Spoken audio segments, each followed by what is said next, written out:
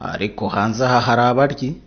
Umuyobozi ndamubwiye niko bakunuganuga ngo urya ruswa. Ateki uzi ukuntu anshubije ngo nawe ari wowe ntiwatunga kashe ngo ubure kashi. ye ngo niyo byanze ngo ushyira muri kasho yewe ngo ubwo burenganzira bwombi ndabufite.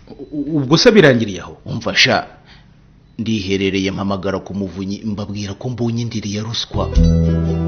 Guhishira ruswa wabonye aho yakwa cyangwa itangwa ngo uranga kwiteranya cyangwa ngo ntibikureba ni nk'ubufatanyacyaha kuko bishyirwa nawe bikakugiraho ingaruka.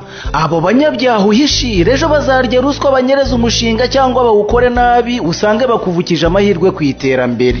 Batamaze batarangiza utanga amakuru ku muvunyi, wakwigerera ku biro by'umuvunyi, wamwandikira ibaruwa se, wakoresha urubuga nkoranyambaga bitihise ugaterefona ku murongo utishyurwa ari w'199.